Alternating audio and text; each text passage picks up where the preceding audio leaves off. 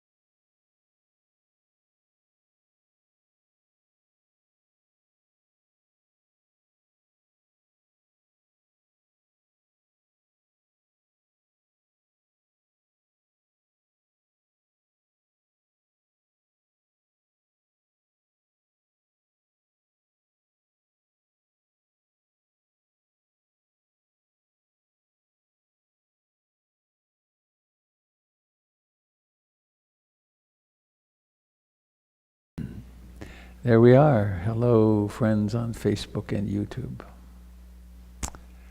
Are we not sophisticated? My goodness.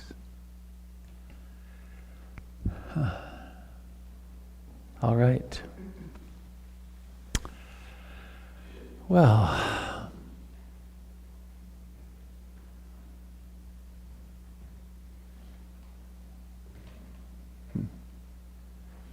Joshua, what did you do?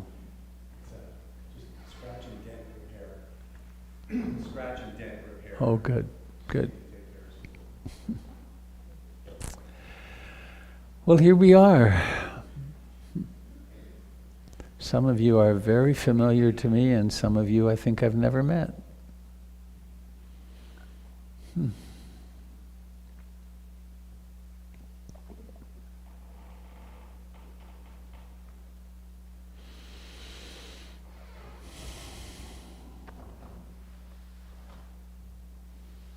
Oh, here it is.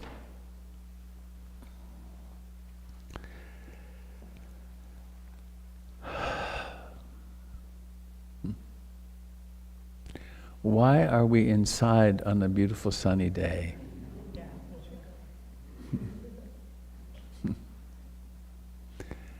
Well, we're here because we're doing something of utmost importance.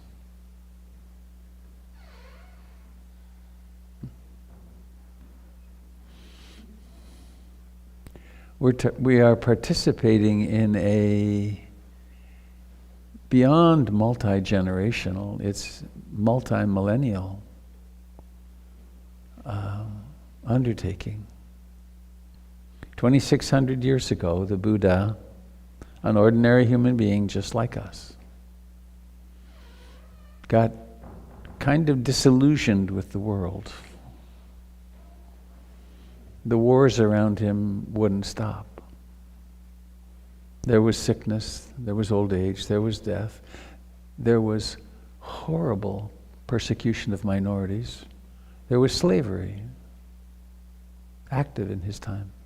One of the livelihoods, he said, that is unwholesome is the sale of slaves, though it was normal in his time.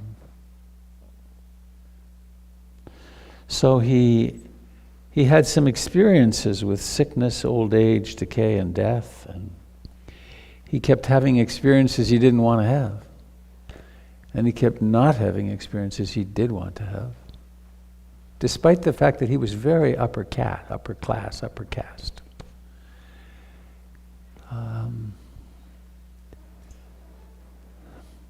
He found himself associating with people he didn't want to associate with. He was being groomed for a big job, leading the nation. Diplomat, martial arts master. And he found he couldn't hang out with the people he wanted to hang out with often. Do you recognize yourself? Not with the martial arts maybe, or the... So we're here because we have... everyone in this room has encountered sufficient dukkha, in the Buddhist terminology, unsatisfactoriness, that we've decided to do something about it. And it's a severe enough need that we'll actually take a gorgeous Sunday morning to come and be indoors. And not only for ourselves, but because we support each other. You can't see, there are 45 people on Zoom. Hello, Zoomers. Zoom, oh, you're over there, right in that thing. And I don't know how many on Facebook and YouTube. So a lot of people are devoting this moment to this.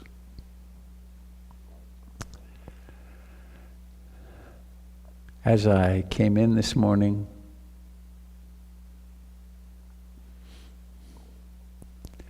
as I came through the gate, a thought arose. It was of Ruth Denison, who was my teacher for all my adult life, and who is our great benefactress, without whom this place would not exist. And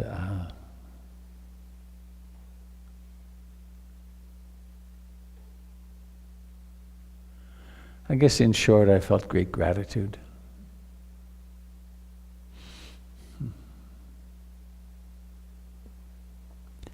So I have a poem. It's a short little reading. I like to start with a poem.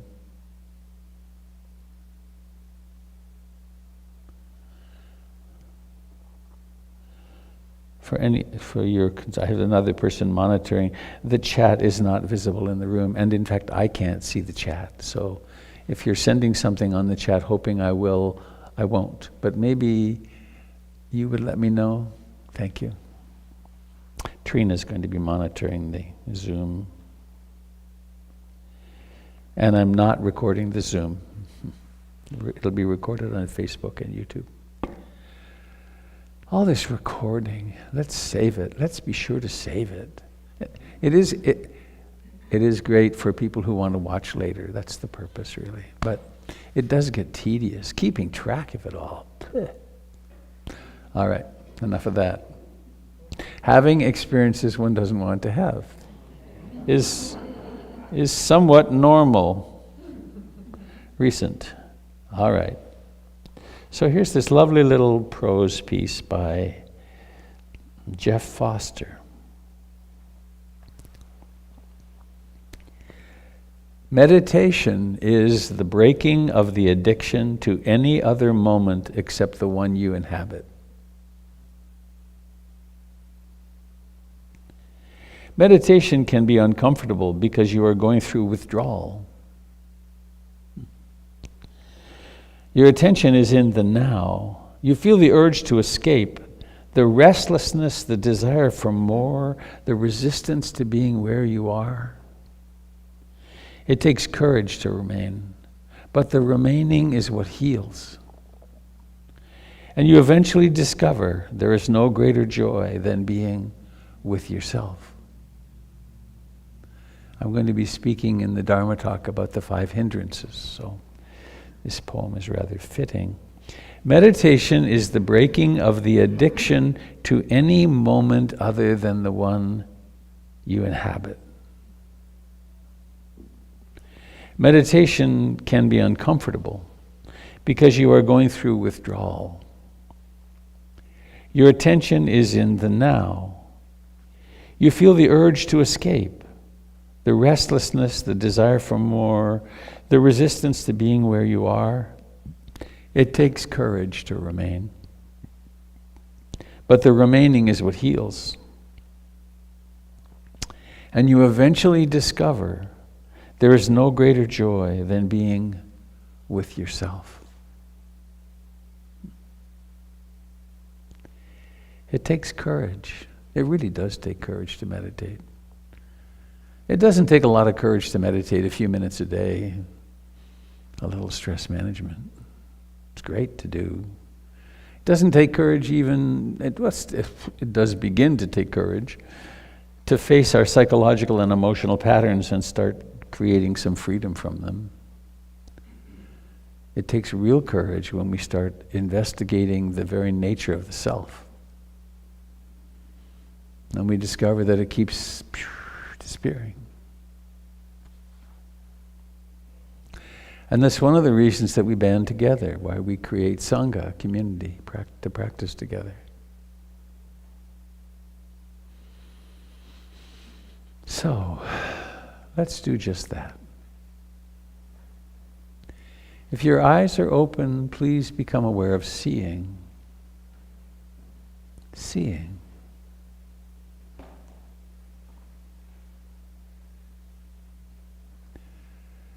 Seeing, if they're open, let them rove around the room a little bit and notice the objects.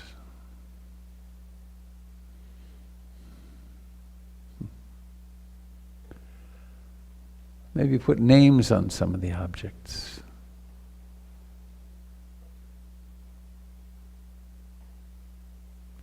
And then coming back here with the eyes softly downcast. And if you're comfortable letting your eyes close, then just very gently let them close and notice that the objects disappear.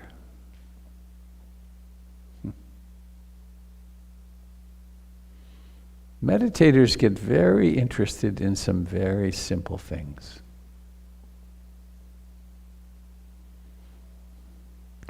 I have sat on retreat a few times, just opening and closing my eyes for more than an hour.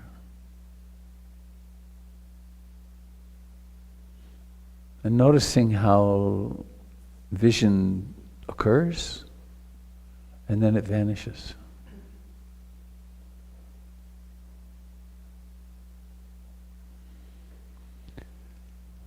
And then beyond that, there's the marvelous practice recommended by the Buddha way back when.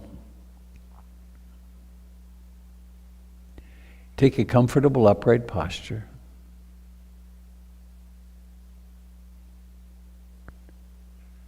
And notice that the body is breathing.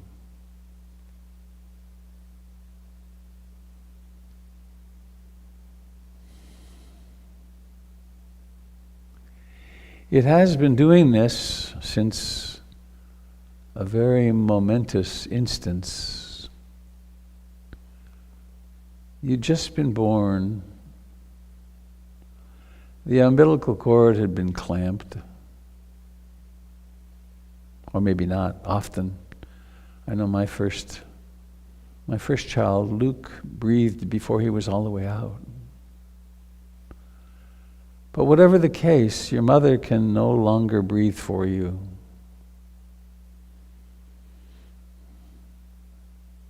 And though you're still utterly dependent, in a certain way you're on your own, you better make this breath work or you're in trouble.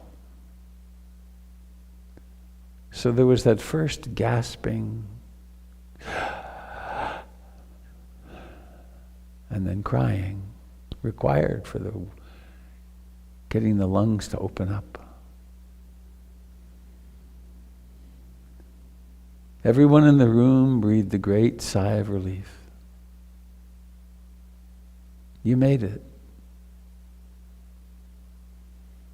And here, all those years later, you're still breathing.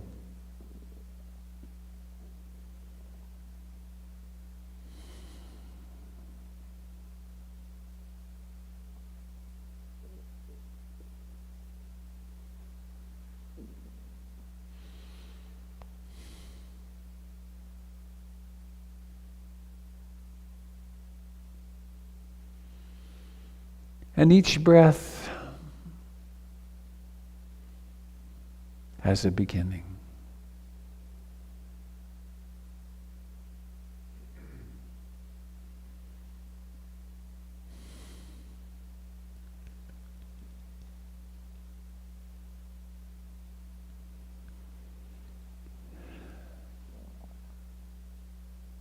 When we're not really in the present moment, it doesn't seem like that big a thing for a breath to begin. But in fact, there sometimes, often is a pause after the out-breath.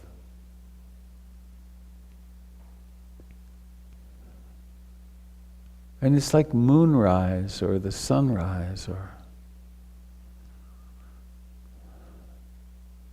the onset of a storm. It's a big deal. The breath begins.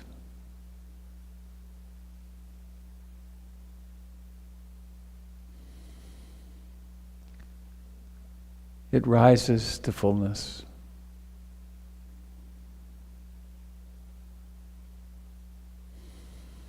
It declines.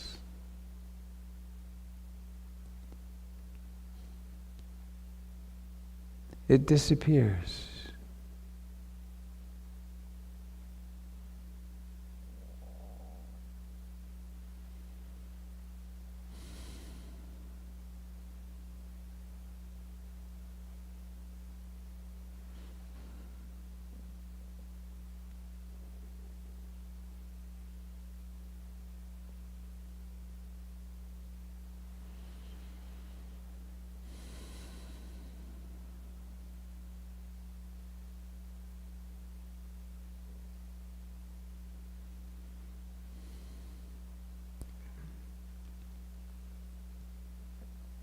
And we cultivate a truly remarkable, miraculous quality of consciousness. We call it mindfulness, heart-mind fullness. In the Pali language, it is sati. And it's this ability that the mind has to be aware of what's happening.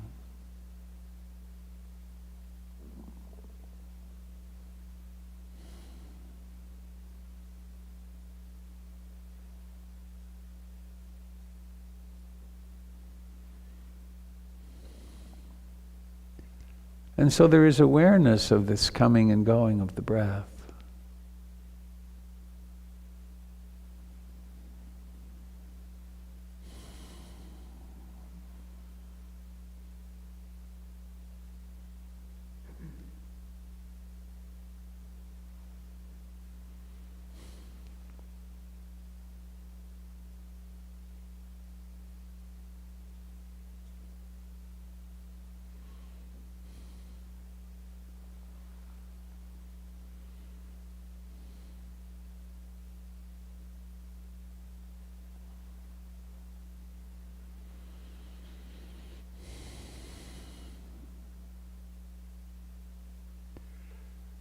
And breathing's not the only thing that's happening, is it?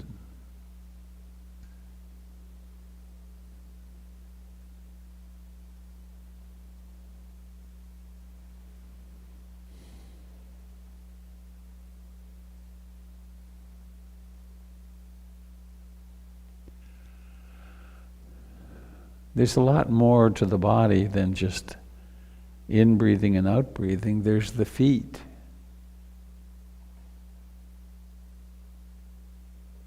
There's the legs. There's the pressure of the body against the cushion or the chair.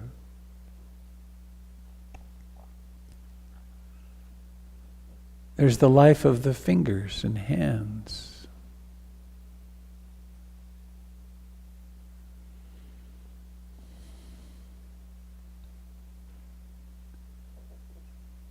There's the life of the back.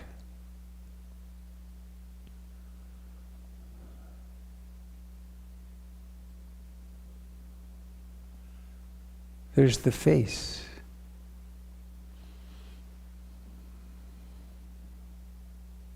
Scalp, ears, eyes.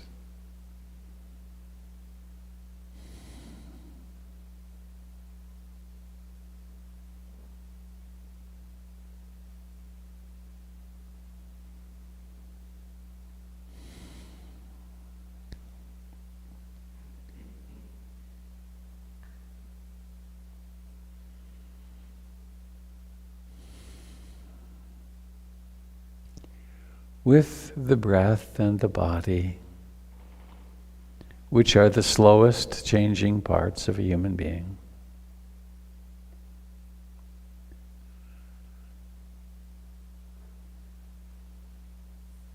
We cultivate a home base, a place of stability in the midst of the chaos of a human life.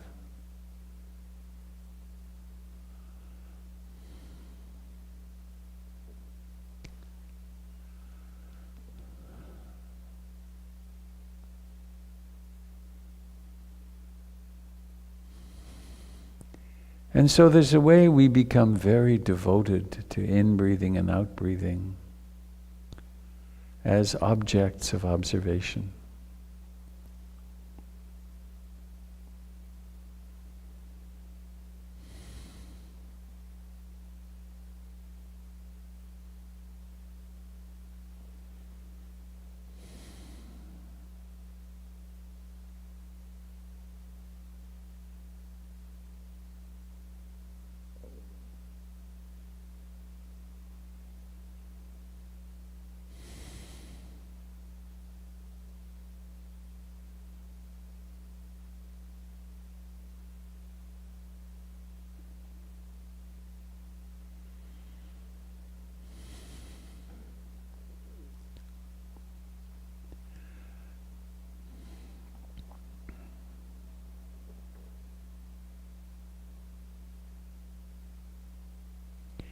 With this intention to stay present with breathing,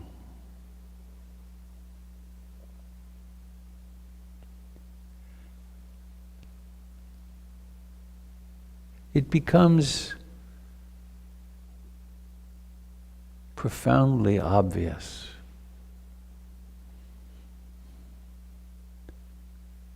that just because we intend for the mind to stay with the breath and the body,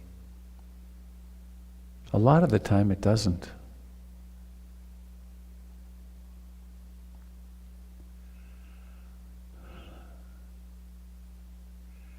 It becomes colored by, obsessed by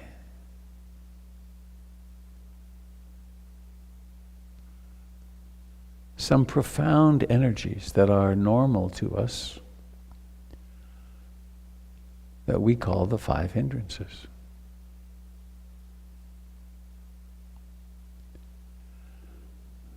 There's lust, desire, craving, wanting.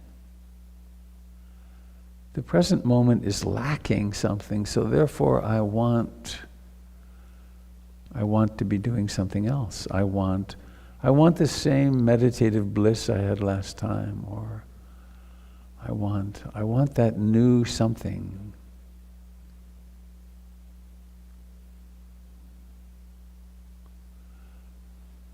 And there's also the opposite force, which is I don't want. I really don't like this. This mood, these thoughts, this experience, I hate it. I might even get engaged in verbal or physical violence because I hate it. Or it might be very mild, but just yuck.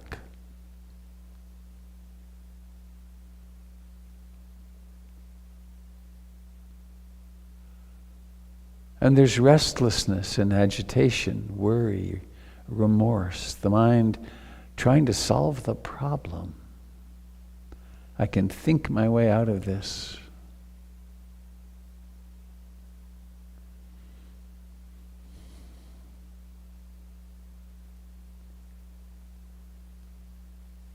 And in a way, its opposite, sloth and torpor. Dullness, fatigue, boredom, lack of interest. This present moment isn't engaging enough to stay present for. Either that, or if I stay present for it, I'll discover something I really don't want to know.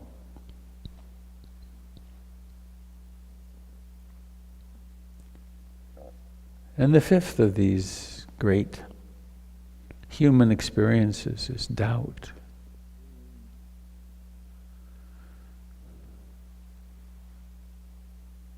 Is this inward journey really worth the effort?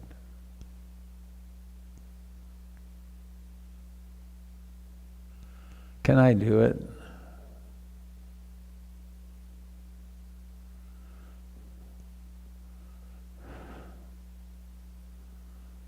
Can I trust this teacher? Doubt.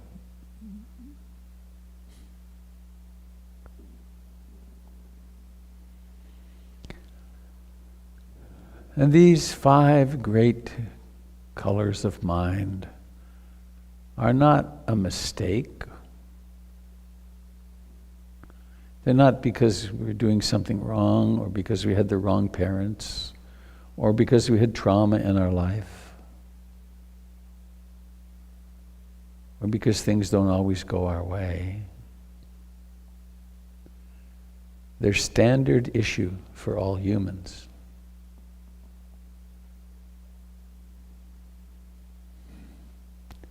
They also are that of which we create or open to or reveal our awakening. The awakening.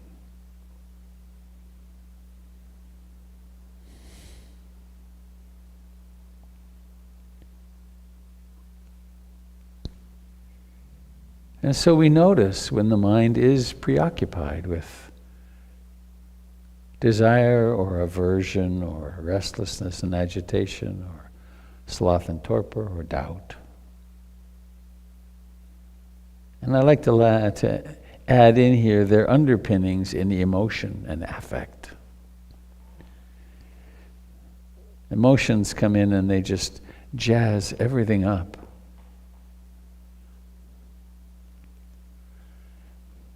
And emotions really feel like me and mine.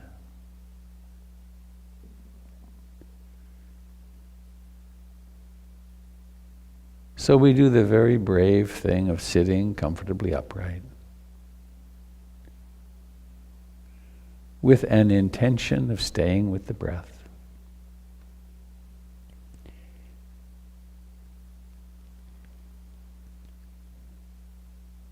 And then we bear with and awaken to everything else that happens in the mind and body.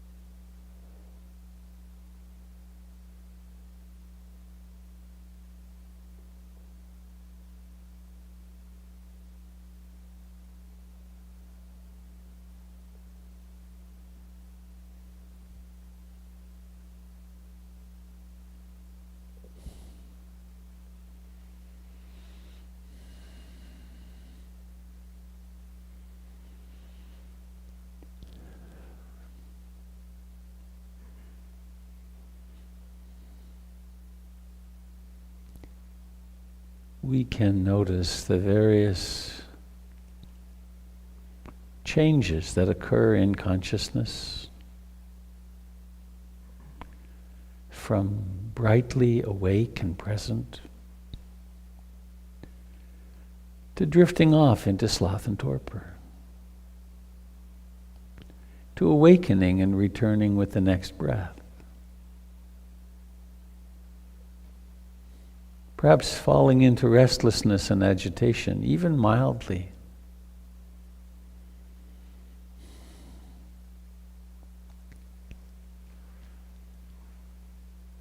The to-do list is a frequent visitor for this consciousness. I've got to remember that.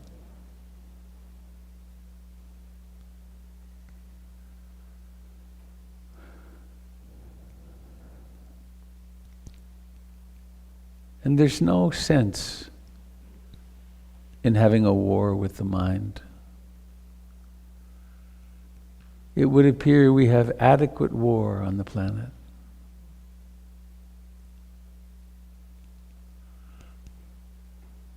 So instead of violence, we bring love to the mind.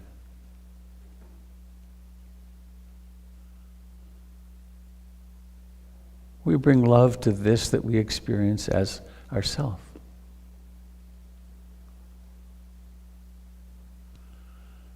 There's a little statement that can be very helpful, which is simple.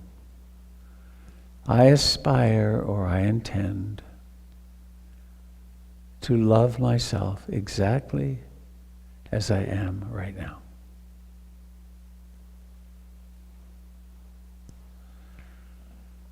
It's very different from I'll love myself when I reach my goal for this, or when I've attained this award, or lost this weight, or run a mile, or whatever it is. It's, right? I'll love myself when I no longer have resentment toward a former spouse or a parent.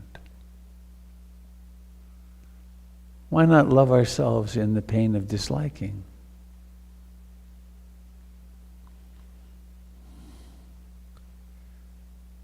And of course, it's not by accident that we don't sit still, or that we intoxicate ourselves and stay hyper busy and binge watch TV and do all the things that we do. It's not by accident. It's because it hurts to stop. And so,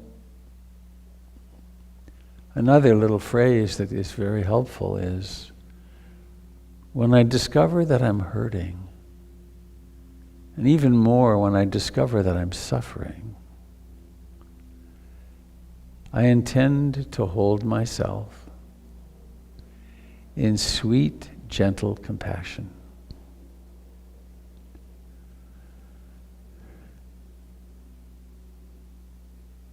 And compassion doesn't require that we change. Compassion says, oh, you're hurting. Can I comfort you? Can I be in this with you?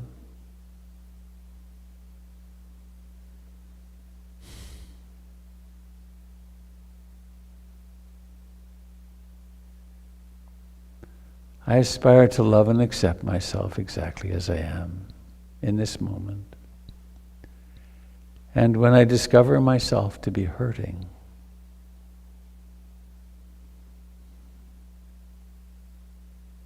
I intend to hold myself in sweet compassion.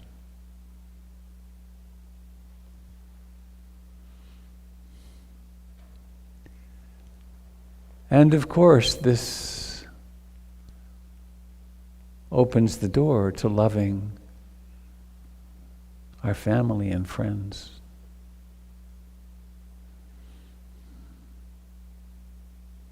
To paying attention to the suffering in the world that is created by inequity and hierarchies and power.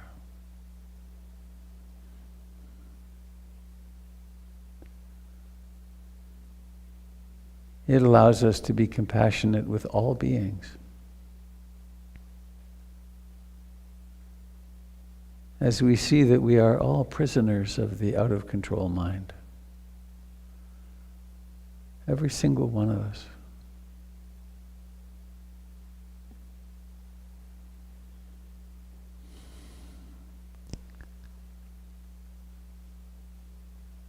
And so we do what is perhaps the greatest thing we will do in our lifetime for world peace.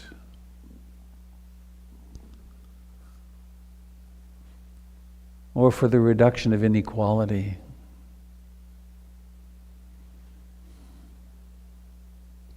We actually bring peace to this heart and mind.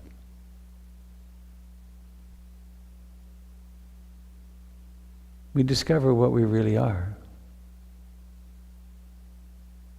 which is everything.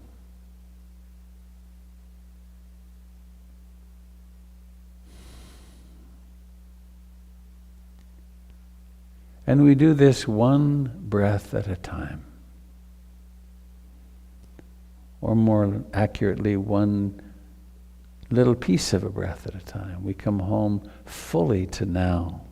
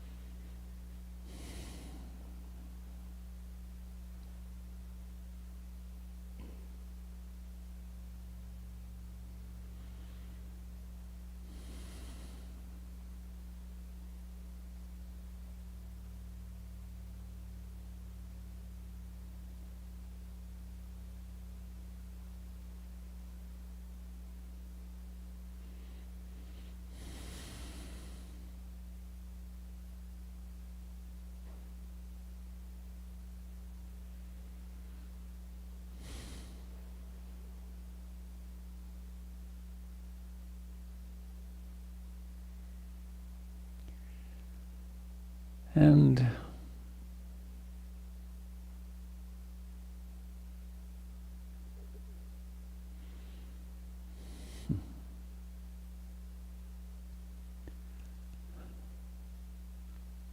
the experience of this moment might be, oh, I just want to sit here for another hour. Maybe all day. Or it could be, geez, I wish this would get over with. My back hurts, or my leg hurts, or this mood is really unbearable.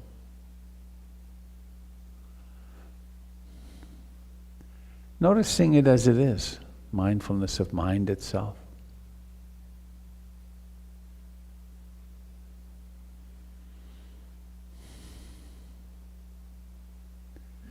And because we have a certain form we follow here, we begin to prepare to come to an end of a formal sitting like this. You might check in with your feet and your legs.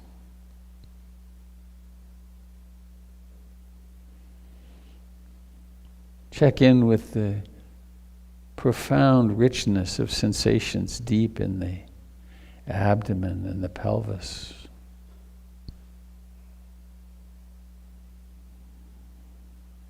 Notice the aliveness in the hands and fingers, arms, shoulders,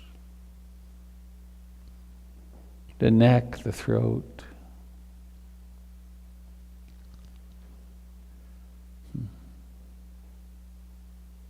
The face, the eyes.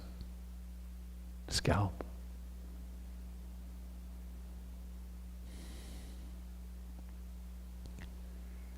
And in particular, let us become alive in the eyes.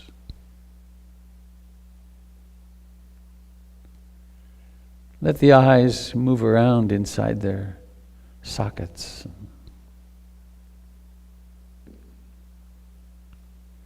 They're well placed here at the top of the organism. You can see further.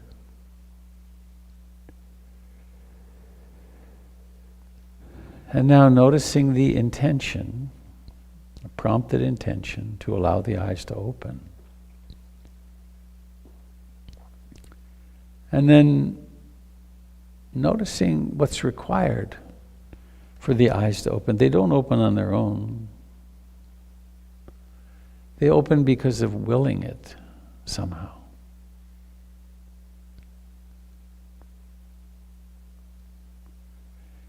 And then let them open slowly. And notice what your particular gift of vision provides. It could be undifferentiated light. It just could be light coming in. Or there could be objects without a lot of form. Or it could be crisp, clear, well-defined objects, easily identified as what they are or what they seem to be.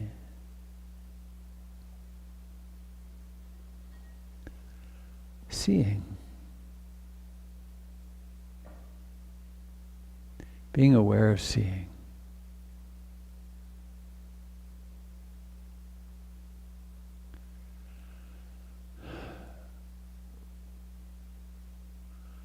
I made a discovery many years ago that one of my eyes has much more refined color than the other.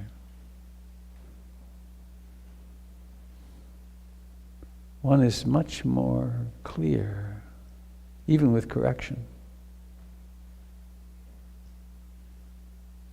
In fact, one of my eyes always hurts now with dry eye syndrome. Unpleasant. But seeing.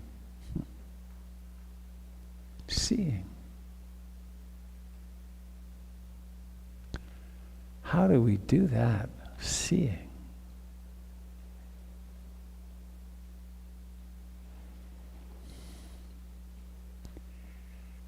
And in the room, I invite you to the degree only that is comfortable for you, to look around, turn around, take a moment to make eye contact and see.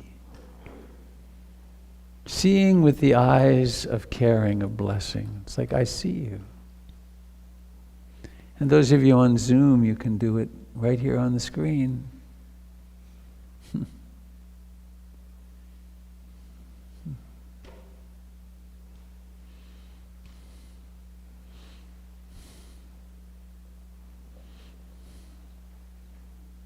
Hello, Wally and Roseanne and James and Bill and Victoria, Steffi, Carla, Debbie.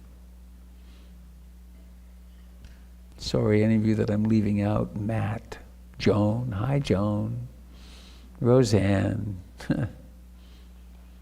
and Pamela, and Jonas. Here we are.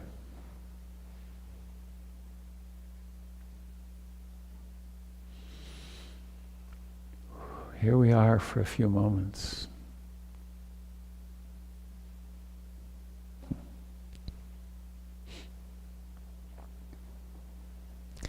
Makes me want to read a poem. Oh. Hang on, my dear. Where are you here?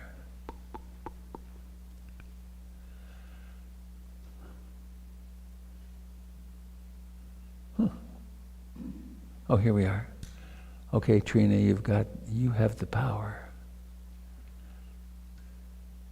There you go. Sorry I didn't notice sooner. Yeah, I can read this. Why not? Some of you may get tired of it. I like it so much. I read it often. Maybe I won't be able to find it though. Recent cloud desktop. Here we go. Yeah. Poetry.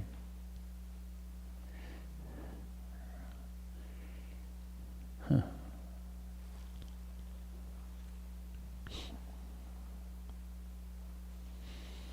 It's a poem that wrote itself on an airplane on the way home from New Orleans. It's the last chapter of my book, interestingly. Importantly, actually. And my wife and I had been there, Jennifer and I had been there for a few days, and she was staying on afterwards, and we got in a taxi at our bed and breakfast and made our way to the big hotel where her friend was staying that she would stay longer with. We got out of the taxi in the way one does. We had a quick kiss, bye, see you at home, and I took off. I got on the plane, changed planes in Kansas City, and I was headed over the mountains. And this poem came. And it really speaks to this thing that's so important to me, which is, let's connect while we have the moment. Because the moment is very temporary. People sleep, watch videos, play games on screens, and sip at wine. Flying west over snow-covered mountains, a chasm opened, or perhaps just revealed itself, with a taxi goodbye kiss. That moment of looking away, one plane change ago, it's always the same. Here, and then not here. It's that simple. These moments that we actually have when we can touch, hear, see, and smell one another are all we really have. The stakes are high, aren't they? Either we connect and love one another now, or not at all. And that's true for this that we take to be ourselves too. Either we connect now, or not at all. That's part of why what we do here is so important, so profoundly important. I have an announcement from Candle. Bless her for making it so easy for me. Candle Summers, one of our esteemed teachers.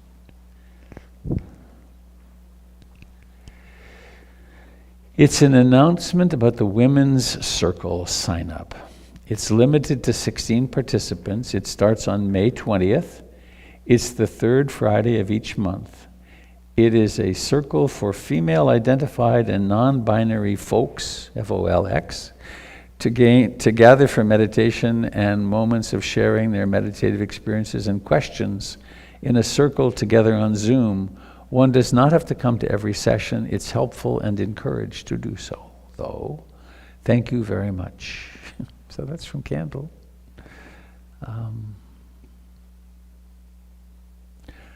I will be gone next week. I'm not sure. I meant to check who. Do you know who's teaching? Oh, Jim is teaching next week. On Thursday morning, quite bright and early, I'm on a plane to Whitehorse in the Yukon, where it's not quite the midnight. Well, it'll still be daylight at 11:30 at night for sure. I'm teaching a short retreat Friday night through Monday morning with friends that I haven't seen in probably 6 years. Maybe not. No, I guess it was just, anyway, it's been a long time. But these are folks that I've been going to share Dharma with for probably 15 or 20 years. So there's old friends to get to see. And the snow is about 1.5 feet deep still. So I'm taking my woolies. The mornings will also be continuing the 7 o'clock practice with a bevy of our different teachers through the time.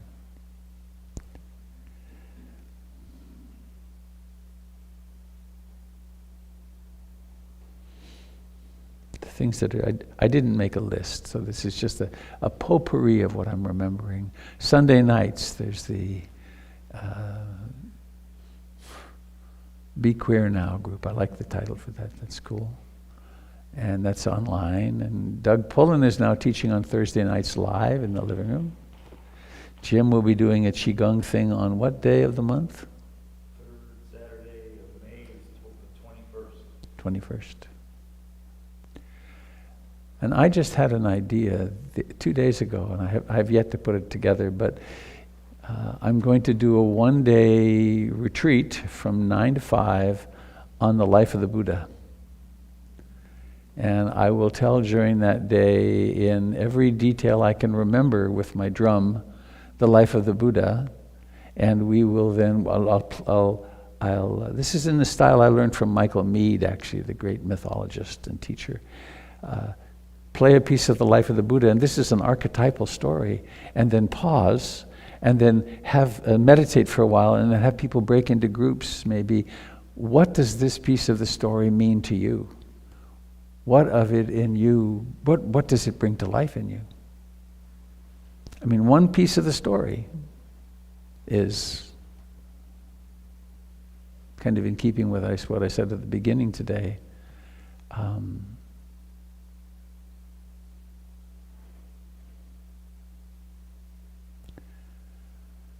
If we're lucky, if our spiritual graces are such that it happens for us, there comes a point where life, what do they call it? They call it,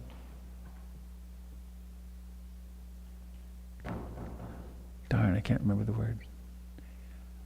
Anyway, where one realizes that all the consolation prizes, all the great vacations, all the great relationship things, all the fantastic children, and the children finally leave for college, and all the wonderful things of life still leave a hole.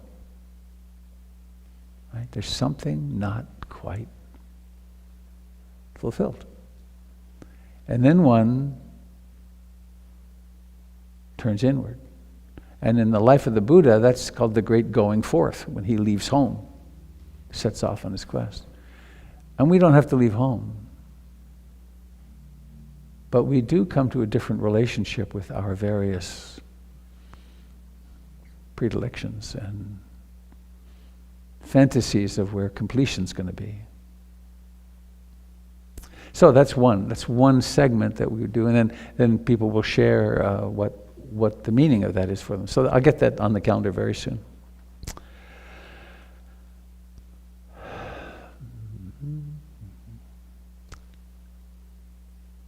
Dana. Laura is our fundraising wizard here at PIMC. And she's done the Dana talk a few times recently. I really appreciate that. In fact, maybe we should go back to just having somebody in the group do it. We should do that because it's very helpful. But it's my privilege today. Could someone who walks easily, would you, Kat, bring me the Dana bowl? I look over here and it's like there's one's had hip surgery, the other's got to lay a foot, we don't know what it is. One's glued to a computer. I tell you, that's not the region to look to for quick movement.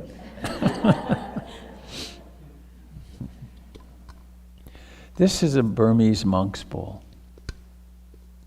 It was my bowl in 1979 when I spent a week in Burma with Tangpulu Sayadaw. A life-changing event. He was a man who at age 12 went into a cave and stayed there for 28 years. He came out, obviously, but he left the world for 28 years.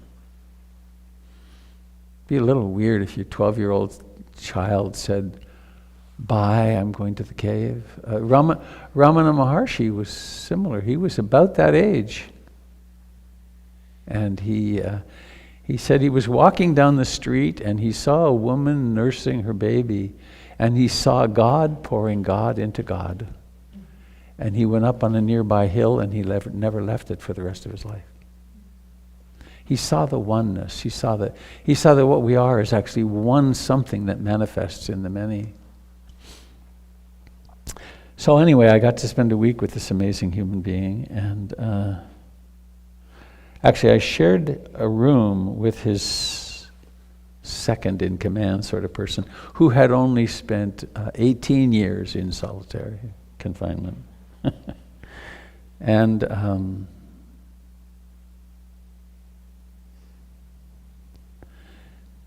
but the fifth day, the only way I could speak to these people was through an interpreter. And but the fifth day, I said to him, I don't understand how I feel so close to you. I feel like I know you.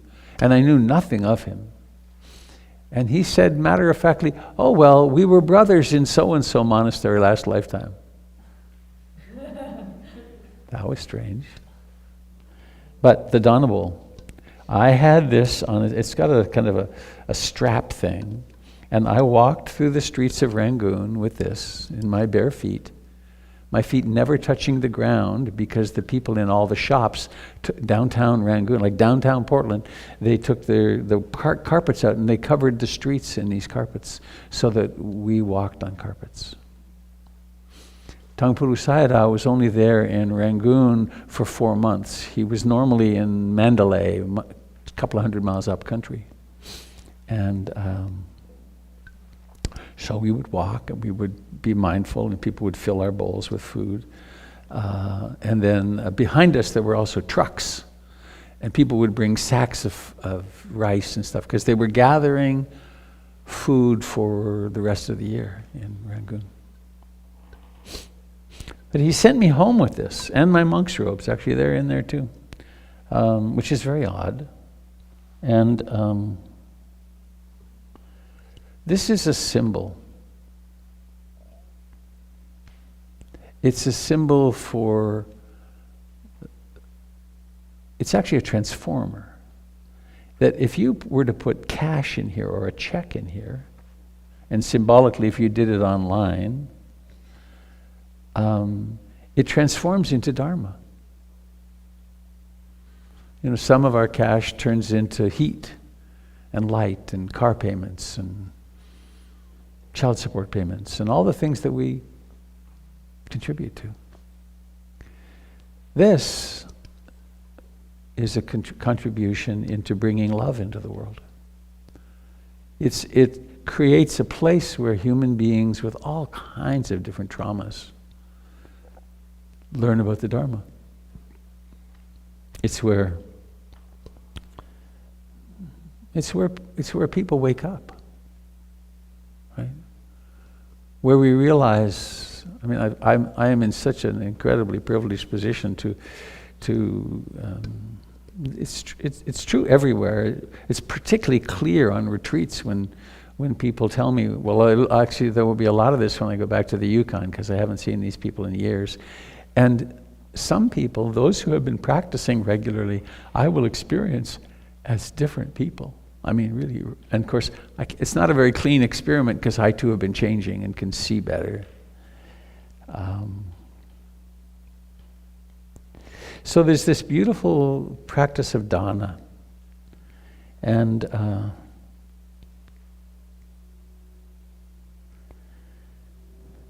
it's really, in a certain way, it's difficult to understand because we're so welded to a fee-for-service model in our culture, right? It's really only worth something if there's a fee. And this puts it very differently, which is we are given an incredible opportunity as a spiritual practice to feel into those tight places that we have. I don't have enough. And then realize, wait, I actually can take a breath and give something. I just had it's funny, the way the mind works, the stuff that pops up is just so crazy. I've had 2 step families. I had a family with Nancy for 13 years, Nancy Turner, with whom this place would not exist without Nancy. She was really into real estate and could figure out financial stuff, and she propped me up any number of times. So I'm very grateful to her. But with her, I had 3 stepchildren for 13 years, and I now have these 2 gorgeous young people, Nina and Adrian. Adrian is 18, about to launch. She's going to go to DePaul in... Interesting. I'm just overwhelmed by emotion. I'm so proud of him. 60 people applied for the lighting program. Theatrical lighting, theater lighting. 4 were accepted. Anyway, I also have 2 children, 2 bio kids. My daughter Tara moved into her first house with her partner yesterday. I've written $1,000 checks a lot to my kids. You know, they're $100. Oh, you need this. It's so interesting watching how the resistance to writing checks to the stepkids. Isn't that interesting? It's so weird. They're not mine. Of course, I've grown up a lot. It's becoming easier and easier. It's like, oh, of course, geez, it's not mine anyway. But that's the practice of dana. We learn our tightnesses by actually doing it. In the living room at the time of my wedding to Jennifer, 10 or 11 years ago now, I was kneeling, actually. Ruth Dennison was putting a cloth across my shoulders from her husband Henry, and she patted my head and said to Jennifer, this one was always very generous. And even after I didn't need money anymore, she sold her house in Hollywood, which they bought for a song, and significantly, this came from that incredible investment. But she patted my head and said, even when I didn't need it anymore, I let him write those big checks because I knew it was good for him.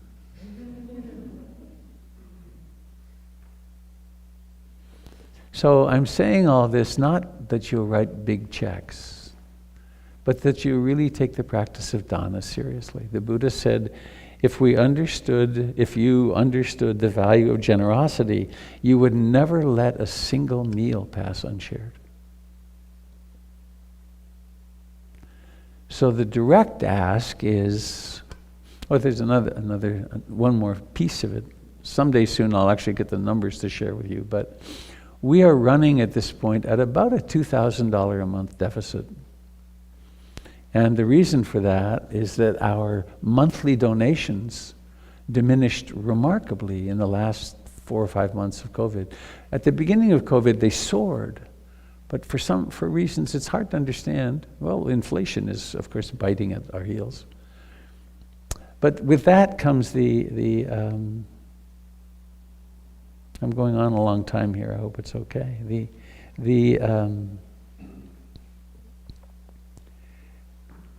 This is your building. PIMC is a 501c3 church. No one owns it, except we all do. And so we all have some opportunity to make it work. So if you can, I invite you to become a monthly donor. And you know, the price of one latte a month is a fine donation, because you'll discover as soon as you do that, it's your place. Similarly, when we're doing work parties, and Maggie, you've done such a great job with volunteers already, that when you come and you wash a window, or you dust something, or you help out in some part of the project, it then is yours, right? We take ownership of it through participation. And if monthly donorhood doesn't fit, or it's your presence, of course, is the greatest donation. But you can put actually donations in here, and there's a little wood box at the back you can put donations in. And I think that's all I'm going to say. But one more. See if you can find some way every day to be a little more generous. There's enough overt, catastrophic poverty in this city to be able to find a chocolate bar for somebody who's hungry.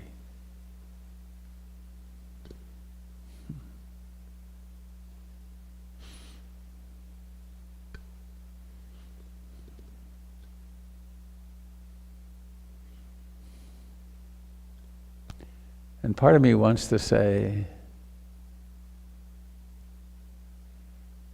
isn't it weird and obscene that there is such wealth and it's not shared? It's kind of, I would say it's kind of bizarre, but it's always been like that. Human beings, out of fear, out of desperation, feel like they don't have enough, even when they have billions of dollars, because they truly don't have enough. They're missing the real goods.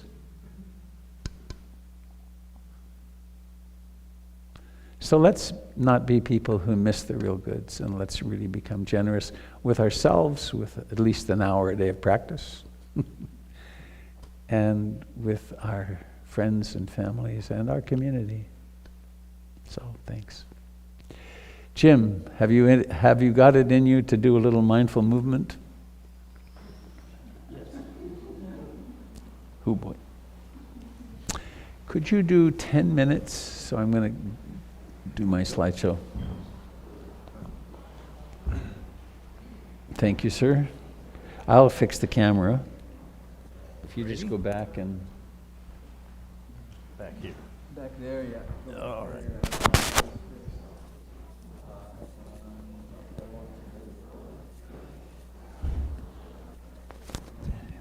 Okay.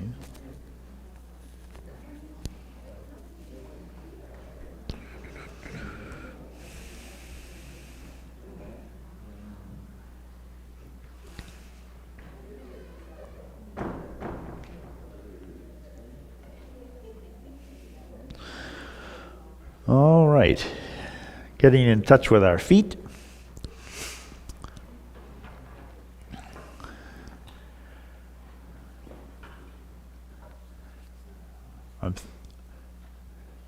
Many seeds have been planted since I planted myself over there half an hour ago or so.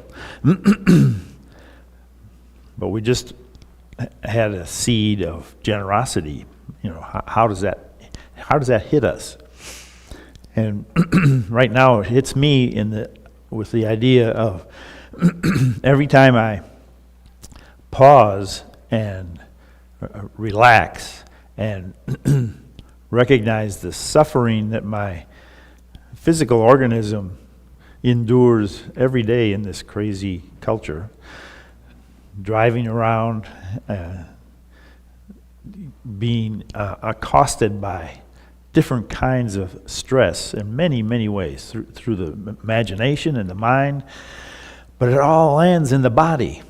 So when I stop, I try to stop periodically, many times during the day, and just sink a little bit into the knees and turn my tailbone so it's pointing down. So it's kind of a strange setup where there's a curve from the ankles to the hips, and then there's kind of a curve from the hips to the shoulders, and then I can just let the shoulders relax. And it's an act of generosity to the body to just take a moment away from the stress that we're under. And then if I go a little bit deeper and raise my arms so that my as if a string were attached to my wrists and just pulling, this invisible string is pulling my arms up.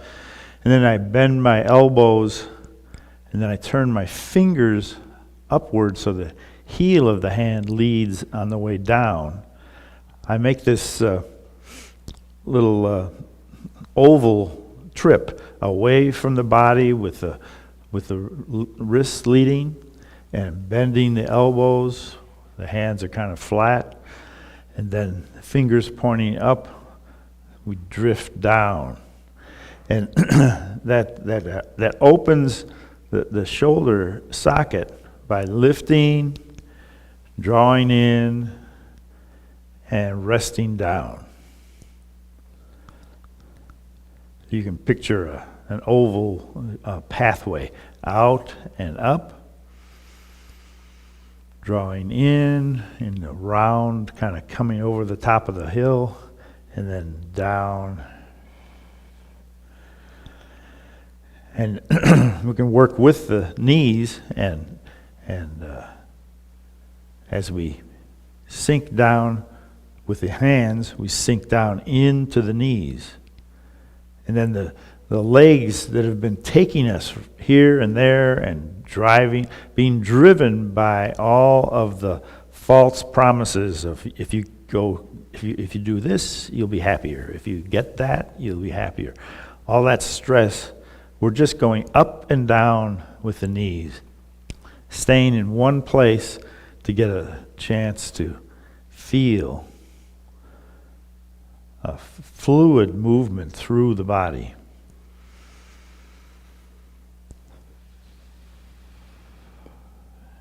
And then we become aware of the breath, this gift, this generosity from the whole planet. The whole planet's organized to provide oxygen for us. Whenever we need it, it's there. Whenever we're full, we release it harmlessly. It actually becomes food for other forms of life. So it's a harmless action, no stress.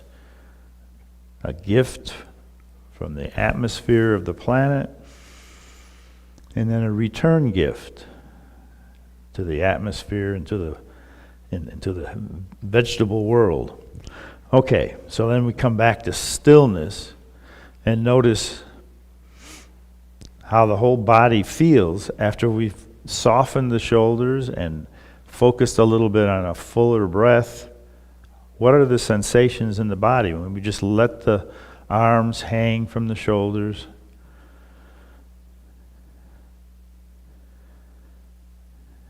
And we feel this balance. Now we're going to take a little step to the, let's say to the right and towards the corner, and a half step and push with our hands, and then turn the wrists and pull in with the hands. And form this rhythm of breathing in as you draw in and breathing out as you push out. And notice the sensations in the bottoms of the feet. As you pull in, you could lift the right foot, so the toes, then there's more weight on the back leg. And then notice the softness in the shoulders, because you're giving the shoulders a non-stressful. There's two Greek words. One is distress, and the other is eustress, EU. And so we're pushing against an invisible wall here, and it's eustress. It's using the momentum of moving the weight forward to stretch ligaments and tendons and muscles. And when we're pulling in, we're turning and using the same muscles in a balanced way. Now let's come back to the center and step out to the other side. Exhaling, inhaling. Pressing out way, exhaling, inhaling.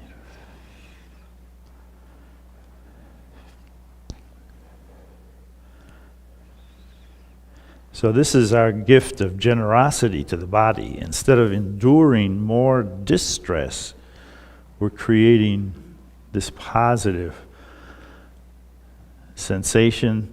It has impact. Let's come to the stillness again and just let the arms hang and notice how the mood changes with a non-stress movement.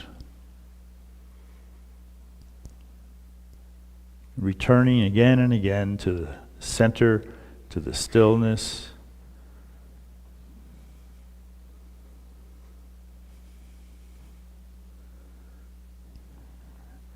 And then activating this rested body and this body that's had a break for a while. We open to the side and then overhead. Turn the palms down and just let them float down the center.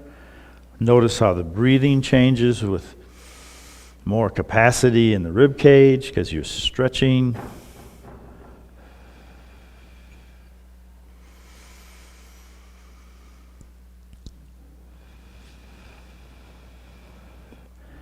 And then bring our hands together in gratitude for another opportunity to practice. And as Robert mentioned, the third Saturday of the month is Qigong workshop scheduled. So I'll be here on May 21st.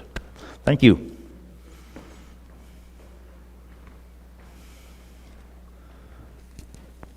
There you go, sir. Thank you, sir. All right. Would you please go to the camera?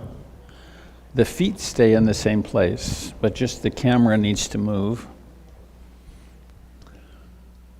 Huh. What? Oh, can you see? I can see, I can tell you. Turn toward me, turn toward me, turn toward me. That's good. A trifle down, like at 3 degrees. It's a little tight. Too much? No, that's perfect. Just a little bit that way. Oh, wrong way, that way. Good. Thank you. All right. Okay.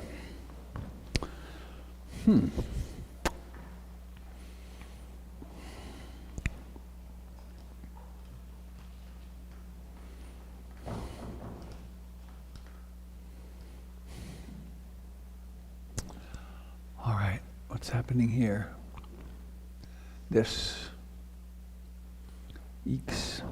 Please bear with me. I'm hoping to make this functional for the people on Facebook and YouTube and Zoom. Okay. That's that. That's working. Then Zoom.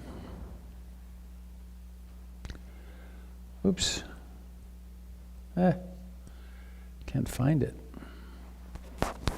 Oh, here it is, I think.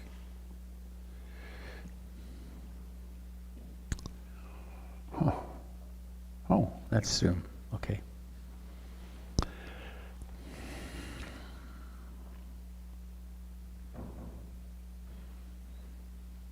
Yeah.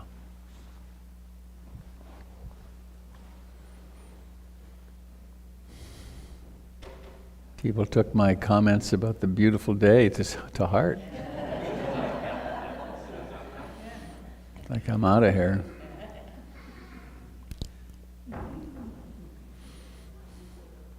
Well, this is the day to do the secret teachings, isn't it? Too bad you left.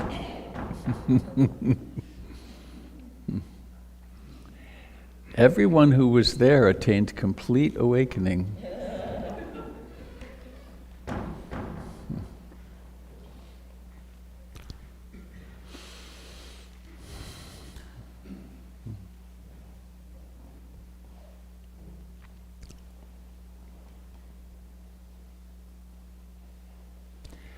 So I want to try an experiment.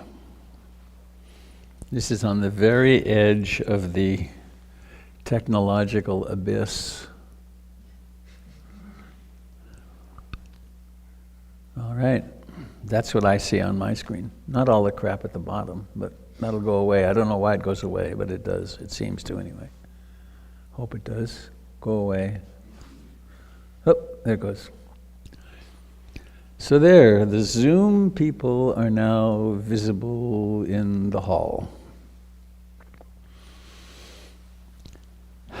Now I need to do this. Here's the Facebook and YouTube signal, which I want to change to be this. Facebook and YouTube will now see whatever is on my screen. Then I want to go back to here and share this screen here. Click. Here you see what happens behind the curtain. Okay. Then I want to get rid of this problematic thing here. There we go. Okay. Well, I would like to say that it's working. We'll see.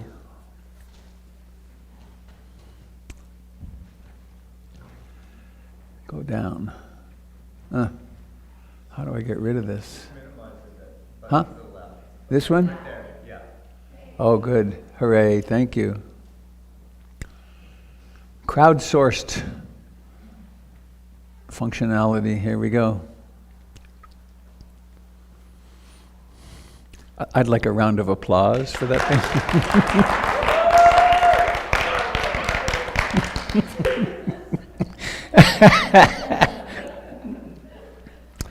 This is without a degree in broadcast engineering, I would have you know. Okay.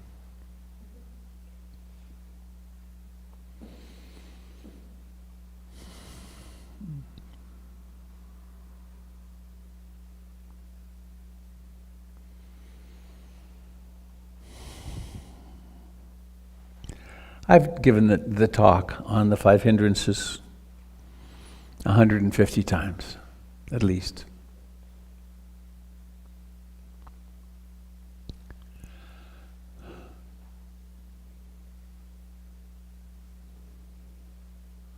The piece that I don't want to miss is it's not just a talk about the technology or the map of the mind. The five hindrances are the primary obscuration that keep us from realizing that which we really are.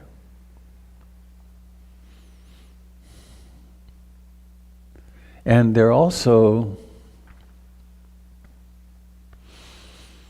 in my experience, having run into the Theravadan Buddhist model, to know the five hindrances is to be given the map to freedom. Right? You've been in this prison camp for a long time, and can't figure out how the hell do I get out of here? I can't really see the problems. I can't see the bars because I keep running into them.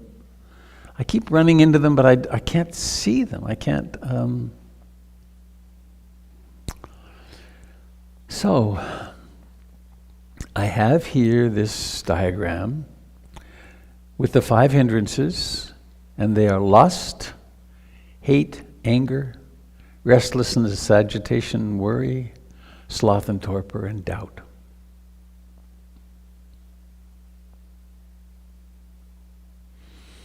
I have a lust video. Oh, wait a minute. I have. Just a second, I have to go back. I didn't share properly. I have to go back to Zoom and do the share. I didn't do share sound and optimize for video clip. Share. All right. I have now on the screen my dog Dobby, who is a black lab. And she is about to demonstrate the greed factor, the lust factor. And she does it shamelessly. She has no idea. And it goes slow-mo for a while, just because that's how I filmed it.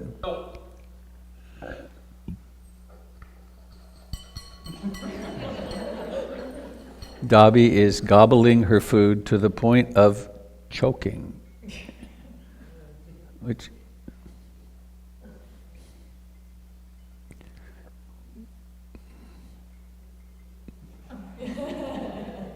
wait, there's more.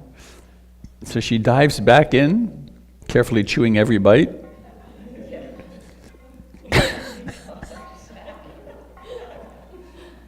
Dobby is acting like a front-end loader.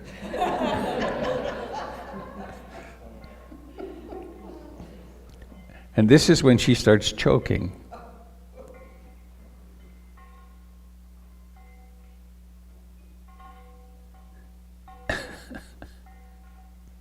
There is no other dog that she is competing with. It's just the universe that might not leave it all for her. So I'm going to leave her now. She did survive this, and we bought a bowl. Whoops, how do I get rid of this? I can do this. We bought a bowl that has deep channels in it, so she has to lick them out of the bowl, out of the channels, which they say is better for her. Now, I know none of us have that experience with food or anything else, that we just...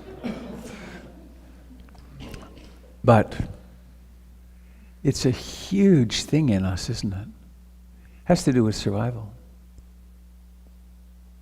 I want to get mine. And we do things very unconsciously sometimes, driven by lust. Wanting. So there's much more information here than we're going to go into in another 25 minutes. But lust is not a mistake. None of us would be here without lust. Right? We wouldn't have survived.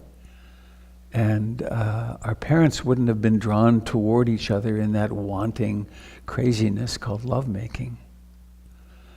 So, however, and we don't want to get rid of our desire. We need our desires, the desire to eat, the desire to stay warm, and so what we're talking about is developing a few degrees of choice about when we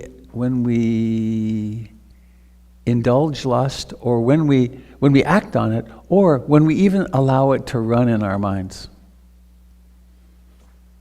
One of the most powerful things we can do with an object of desire is to look away. Shut off the TV. Look away. Remove the eye from that object. Remove the nose from that object, because then it ceases to exist and it starts winding down. It's called, there's a great phrase in the Buddhist teachings. Unskillful acting out arises from unskillful, repetitive contemplation of the object. Those aren't there's a much more efficient way of saying it, but unskillful reflection. So there are some things, some strategies we can use in dealing with lust, and here's this list that I've got here on the board. Mindfulness always comes first. Reflect upon the impermanence of the object of desire. Reflect upon any harm one might do to oneself or others. Look for the deeper truth of the object. This is an unpopular but incredibly potent practice for certainly for sexual desire. That if there is an object of desire, if one imagines said object minus a mere quarter inch of skin, changes things. And these teachings early on certainly were created for young monks, and they needed to do something with all that. energy. And one of the things to do is to, and it's a very interesting practice. I've done it myself in various different ways. And if one is infatuated with some visual object, and then you think, the liver. I wonder, does that person have an attractive liver or not? I'm not so turned on to that, Or how about the contents of the stomach? Spleen? Spleen's not so great either. Anyway, so we can be humorous about it, and this can be very powerful. Similarly, in our food lusts and cravings, to remember what food becomes. It's like, whoa. I had the strangest experience when I did the 6 weeks of meditation in Bodh Gaya years ago as a monk. My lunch always came at a particular time, and it was just at that time that my body decided to leave yesterday's lunch behind, and they always came at the same time. And I was like, God, what a bad reminder. It's kind of gross, isn't it? Why is he talking like this? Well, it's because it's true. Imagine the final outcome. The romantic final outcome is we will grow old together, we'll have rocking chairs, and then at some point we'll both go and we'll be in heaven together or something. I'm getting older. I really am. I really am. I'm having physical problems, my back. I was helping my daughter move yesterday. I carried one 30-pound box. I can't do that. There was a lot to carry. It was very interesting grieving. I talked with my daughter and her partner about it. It's like, it's so sad. It's sad to be here and to want to help, but I just can't. It injures me.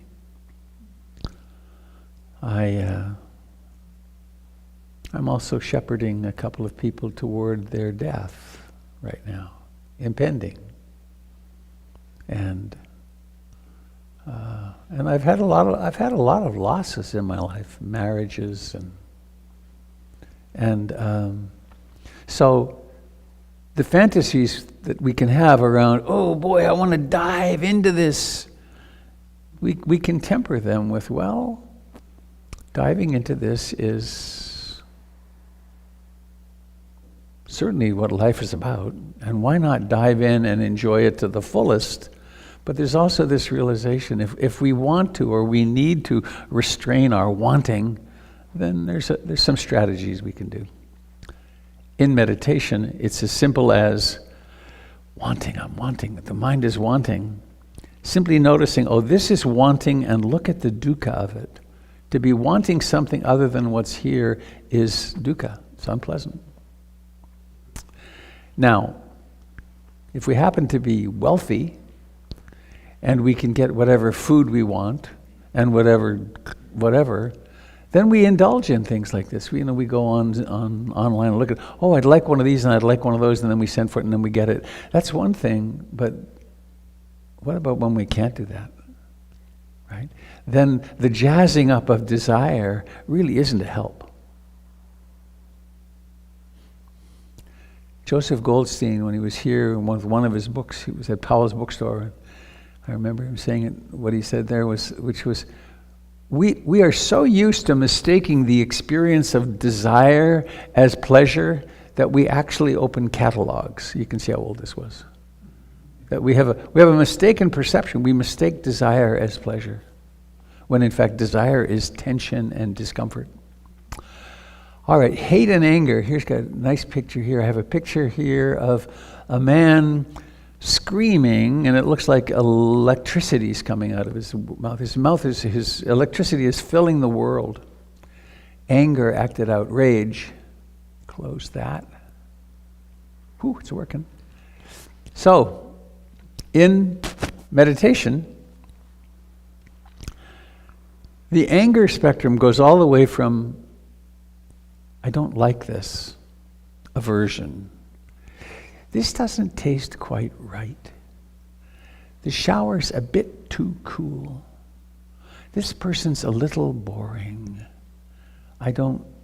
this moment is not what I want. This meditation is not what I want. Last week on Sunday morning, I got so high and I was so happy, and today I feel a little depressed and out of sorts. I don't want this. The mind strikes against it. So it creates a self that takes itself seriously, that is in opposition to reality. So what to do? There was one piece I missed there. It's also very useful, essential, to, as the world presents us with challenges where we don't get what we want, and then we get angry. It's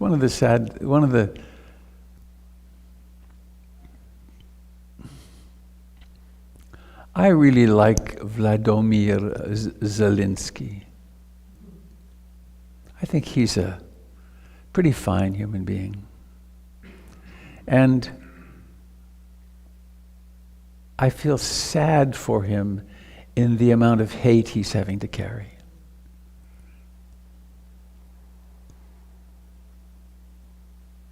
He has a job to do. One of the reasons Siddhartha quit from being a king was he knew that if he was a king, he'd have to lead his troops into war. And to walk down the streets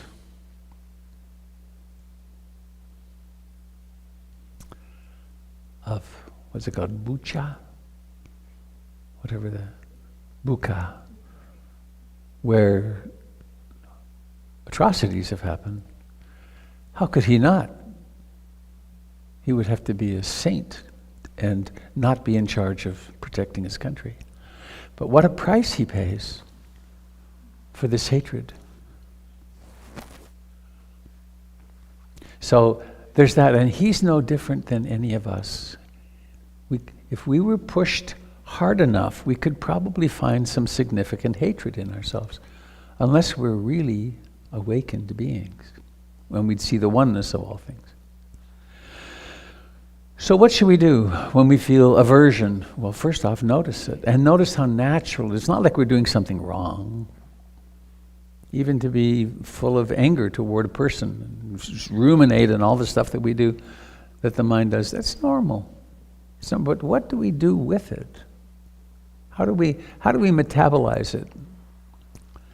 So, and here's a reading from the list here on the screen. Where in the body do I feel it? What are the thoughts?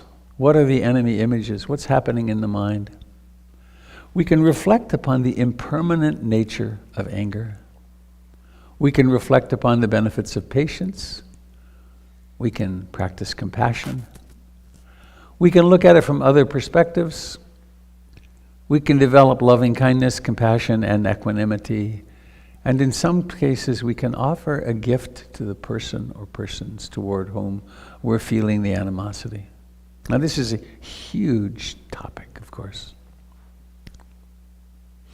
There's a classic teaching story that I really like, which is that there's a boatman pushing his boat, rowing his boat in the dark. And it's just a little sliver of a moon, and he sees coming down the river another boat. And he starts banging his paddle and warning the other person, it looks like we're on a collision course.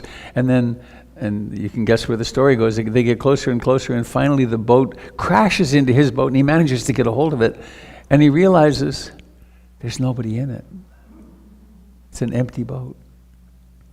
And that's one of the contemplations that we can do, to realize there's no one in that other boat. There's just another person. There's just another set of aggregates acting as if they were someone. Which is in its own way a plea for deepening our practice to realize the truth of anatta. That what is here isn't someone who's angry, it's just anger.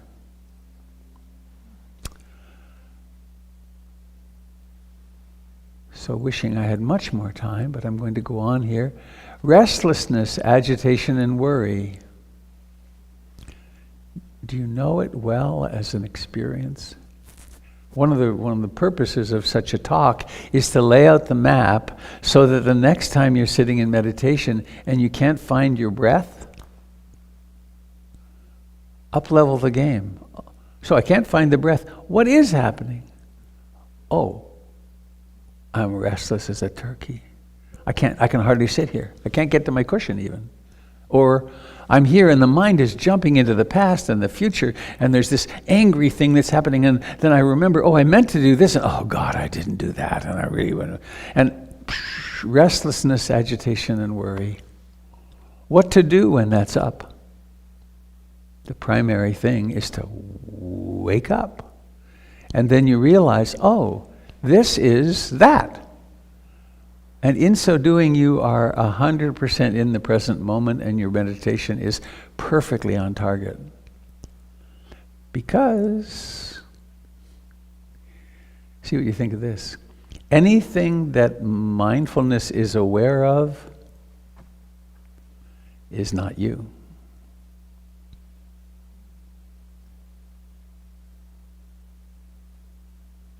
Are you your leg? Well, no. Not really. I wouldn't want to lose it, but are you your house? Well, no, I'm not that.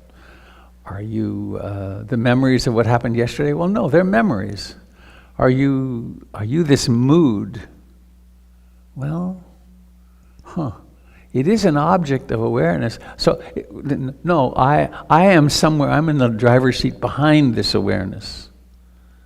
But then gradually that begins to vaporize too, and one realizes, well, actually, none of these experiences are personal. Which means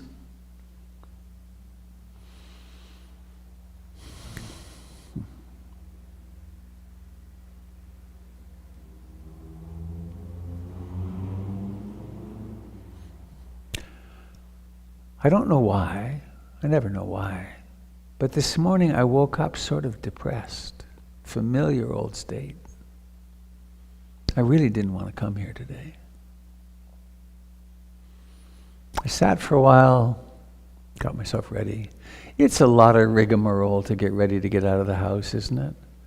God, to get the computer and to bathe and to put the laundry away and to get, it's a pain. Take a shower, shave. And all the while I was aware of this familiar old depression. And it was almost clear to me, it's become totally clear to me now, it's really completely moved on, but it says, oh, I'm not depressed. There's depression. There's fatigue, actually, really what it is. Now, the depression isn't who I am. Neither is yours, who you are. Nor is your outrage or your irritability or your... it's all impersonal. It's a very Buddhist take on this. So what to do with restlessness, agitation, and worry? Where does it exist in the body? You can emphasize concentration. You can really go emphasize, go away. I hate it when these things come up. There. Phew. Really come home to your breath. Dive into your breath. Be devoted to your breath. Worship the breath in a way. And maybe add a mantra. May I be happy. May all beings be happy. Breathing in. May I be happy. May all beings be happy on the way out. Use a mala. Use beads. May I be happy. May all beings be happy. Use a different part of the cortex to use the... to get concentrated. Starting to hurry. Mindfulness of hurrying. Hurrying comes with a certain tension in the chest and a kind of out-of-breathness. Do walking meditation if you're too restless to sit. We can reflect on calmness and peacefulness. We can do body sweeping, or we can get 5 minutes of cardiovascular exercise, which is sometimes miraculous because it just takes care of the excitatory chemistry, and it's possible to become more the opposite of restlessness, agitation, and worry. Clicking that, minimizing that, And now sloth and torpor. Whoop, where's it going? Not coming out. Oh, there we go. And that makes me realize I have to do something. I'll be right back. I meant to get this ready ahead of time. Crash, bang, thump.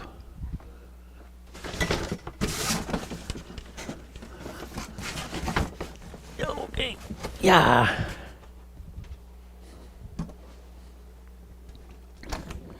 There are very few show and tell items, except we have here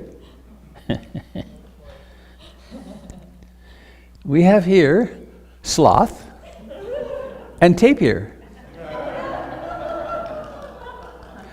I have a little slideshow of sloth and tapir from Costa Rica a couple of months ago, but these are our local expressions of our stuffed sloth, hello, and tapir. Tapirs are big. They're as big as a large pig. All right. No offense. All right. Sloth and torpor. How are we doing? Oh, I got a little time. You know sloth and torpor when this is happening. The head lolls forward on the chest. You fall out of your chair. I have completely fallen out of my chair twice in the teaching role. It's very interesting to crash to the floor.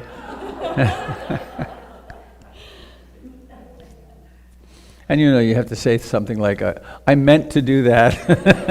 Right? It was a demonstration of sloth and torpor. It's normal. Especially if we're not getting enough rest. But even if you're getting enough rest and you're a long time into retreat, sloth and torpor will still sometimes come along with a vengeance. It's like, don't want to be conscious with this. Thank you very much. So what to do?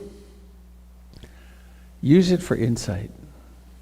Something very interesting happens. I, Robert Beatty, experienced meditator, I am going to stay conscious now. I am in charge.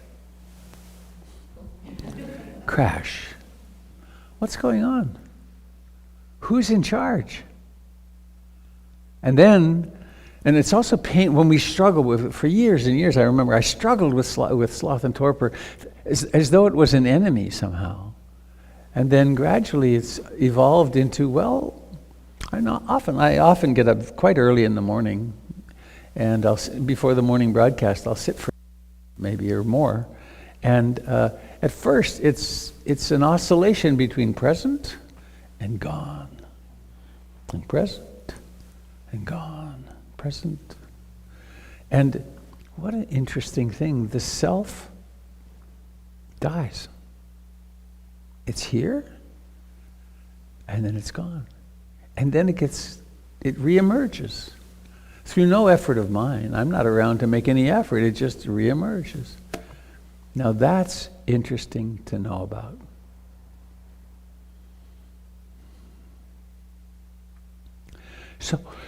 So that's the mindfulness approach. Observe, reawakening, falling asleep, waking up. And it isn't quite sleep often, it's a different state. Strategies are to sit in front of a bright light.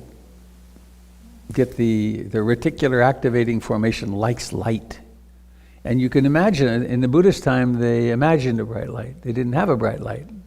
So they just imagined one which does the same thing in the brain as a bright light. Sit up straight. Do standing or walking meditation. Splash cold water on your face. Nap or get enough sleep. And I'm not sure what this final reference is, sloth. So sloth and torpor is not an enemy. It's a natural part of human experience, which we transform into an ally by realizing that which knows sloth and torpor isn't it. So far we have this fireworks display in our inner experience of desire, wanting, pushing away, aversion, restlessness, agitation, and worry, and sloth and torpor. And then, not to leave out this one, skeptical doubt. Doubt. I like to think of doubt as the practice killer. There are people not in this room today, many, who fell into doubt and didn't have a good friend and didn't have a commitment to coming, but their doubt overtook them and they lost interest. Even though sometimes, it's been very surprising to me sometimes, people who really seem to be getting deeply into their practice. And actually, it's not so surprising in a way. Likely, sometimes anyway, they were getting to something of great importance and very unsettling in their psyche. And thank you very much, not going there, and then some doubt comes in, and then they're on to something else. And people do show up a decade or more later. I've been doing this for so long. It's fascinating when someone shows. Sometimes 20 years later, people reappear. So, what to do with doubt? First off is to recognize it. It's hard to see. It's so convincing. And so to be mindful of it, there's a traditional strategy in the Buddhist world, which is to develop a devotional relationship with the Buddha, the Dharma, and the Sangha. So there are chants one can do, and a kind of a cultivating of the heart toward this vehicle that carries us. To focus on the truth of anicca, dukkha, anatta, ADA is my shorthand for that. To focus on the truth of impermanence. And to notice that this doubt is probably impermanent. To practice radical presence, which is really being mindful. Go for a walk in nature or seek the company of a teacher or good Dharma friends. That's a big one. So I encourage you, have at least a Dharma friend. Somebody you talk to about the Dharma. And you can approach someone here on a Sunday or sometime during a workshop or something. Someone that you know that you're a little attracted to in terms of caring. It's like a AA sponsor kind of thing. But mutually. So that's skeptical doubt. So I want now to close this, and then I'm going to go down to the summary. Lust, hate, restlessness, agitation, worry, sloth and torpor, and skeptical doubt. I'm going to make these gestures now. In one direction is lust, that's one pole. And the other direction, the opposite pole is hate. Right? That's a polarity. There's another polarity with restlessness, agitation, and worry, and sloth and torpor, sleepiness, doubt, and sleepiness. That's another polarity. And then doubt I think of as, doubt is big enough to exist all by itself. Now I would propose that if this is new to you, or even if it's old to you, if you don't have these down like you're counting on your fingers, memorize them. And then when you're sitting in meditation and you can't figure out what the hell is going on, right? You can hardly find your breath. Then you go through, well, maybe, is it this? Is it lust? Is it hate? And I will tell this story briefly, which was of a massive doubt attack that I had. I was on retreat with Ruth Denison. I'd been with her for at least 10 years at this point, maybe 20 years into my practice. And very early in my practice, I did a guru trip, a cult trip for 5 years. Where I gave up I became a servant of this fellow, basically. And so there I was at Brighton Bush, and Ruth was talking on and on and on and on, as she sometimes did or often did. And I suddenly realized that she was a fake, she was a charlatan, that everyone in the room was being duped, and this whole Buddhism crap was completely not true. Now that's a painful experience. Doubt. I didn't know it was doubt.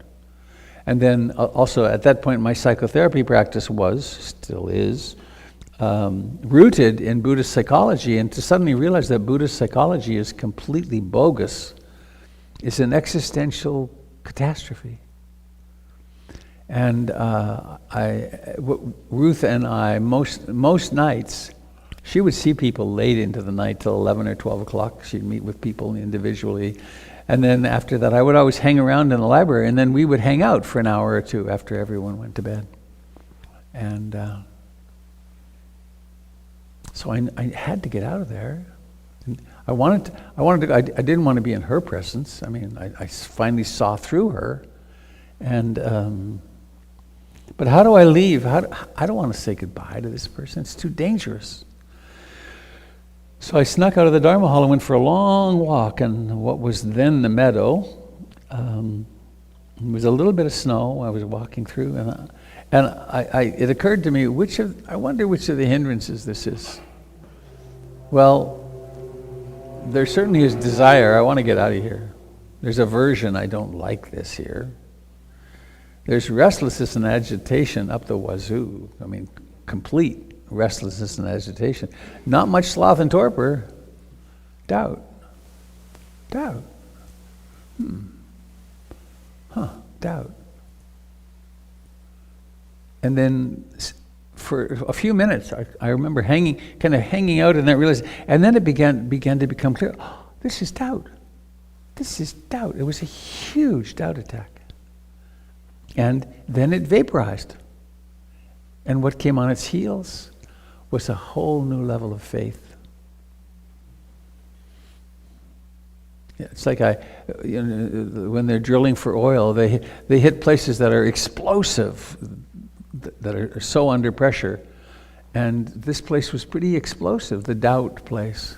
But then mindfulness, what I was doing, right, having the map, allowed that it was a couple of hours of really anguish, but it allowed that to move through.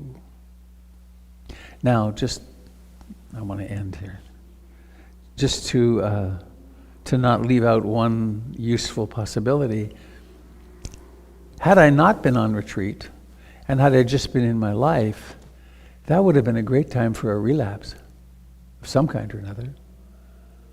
Go back to using one's favorite drug of choice, or start binge watching a TV series, because it was so awful to be in it. But because of the practice and because of the structure and so on, I was able to stay in it. And then it resolved into something really quite beautiful. So these are the 5 hindrances, and I'm going to stop sharing here. Click. I think I'll do this. Click. And I will come back to Facebook and YouTube if I can find them. Where are they? Wirecast. Put this, move it over to the broadcast, and then we're good. Up. Boom. There we go. That's the 5 hindrances. I hope you find this liberating. And particularly to not be in battle with the 5 hindrances. Chogyam Trungpa said that the 5 hindrances are the manure out of which we cultivate the garden of our awakening.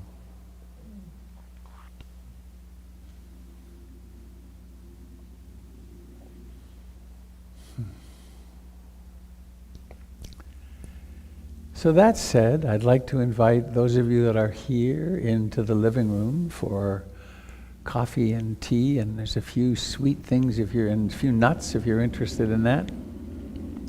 But mostly the opportunity to be together and to share and talk. So thank you for your kind attention and willingness to do this together. So let's close with the beautiful chant.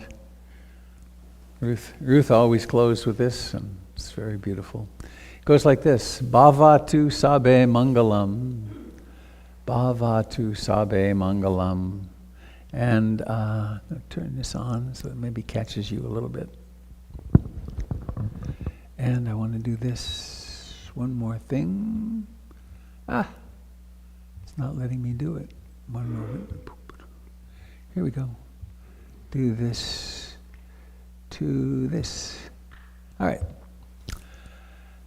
Bhava tu sabbe mangalam, may all beings receive all blessings, and sadhu, which means may it be thus, or may it be so. Bhava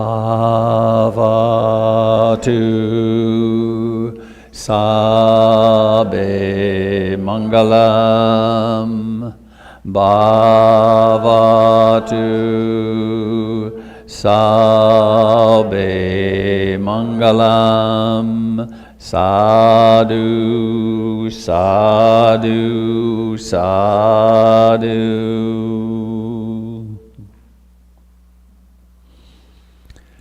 Thank you, dear friends. Hope you have a lovely afternoon and get out in the sunshine. And may we all remember the 5 hindrances when we really need it. Good. Well, let me pull this back to me. Get there. Goodbye, friends on Zoom. Thanks for coming this morning. Lovely to see you. Hello, Sherry. Hello, Elwin. Nice to see you.